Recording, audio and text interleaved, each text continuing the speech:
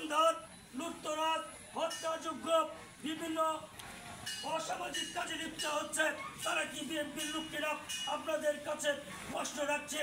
বন্ধুরা আমার, এখন সেনাবাহিনী আছে, থানাতে পুলিশ আছে, ভারতে চলে গেছে শেখ হাসিনা, তার দূষণ কিন্তু পালায় নাই। ভারতে চলে গেছে শেখের পরিবার, বাংলাদেশে রেখে গেছে তার কুলাঙ্গার বাহিনীকে। দেশে রূপান্তরিত করার জন্য বন্ধুরা আমার, আমরা জাতীয়তাবাদী দলের একটি কর্মী বেঁচে থাকতে শেখ হাসিনা অধীনে এই লক্ষ্য পরিকল্পনা বাস্তবায়ন করতে দেব।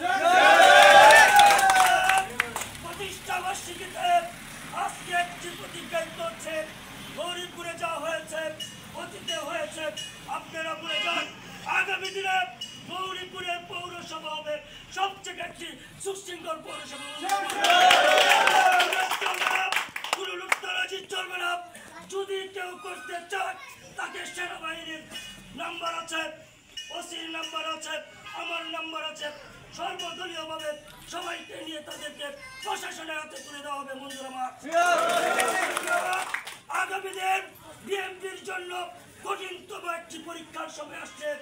আজকে জাতীয়তাবাদী দল বিএনপির প্রতিষ্ঠাতা সরকার রাজব সিনি মাঠে ঘাটে খাল খনন করে আমার এই বাংলাদেশকে সার্বভৌমত্ব করেছে। বন্ধুরা আমার, 26শে মার্চ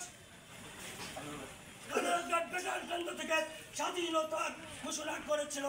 শেখ হাসিনা আজাদ তথা তার কুলাঙ্গার বলেছে জিয়াউর রহমান নাকি বা স্বাধীনতা করে নাই। সেই কুলাঙ্গারকে বলে চাই, তোরা কোথায়? আজকে মেজর জিয়া বাংলাদেশ যতদিন থাকবে, মেজর জিয়া ততদিন থাকবে। ততদিন দেশের একটি বেগম খালেদা জিয়া দক্ষিণ এশিয়ার সর্ব জনপ্রিয় নেত্রী হিসাবে বাংলাদেশে থাকবে। বাংলাদেশ যতদিন থাকবে, আগামীতে বাংলাদেশের হবু রাষ্ট্রনায়ক তারেক রহমান থাকবে। এই আশা ব্যক্ত করে সবার সুযোগ্য কামনা করে বলে দিচ্ছি, আল্লাহ হাফেজ।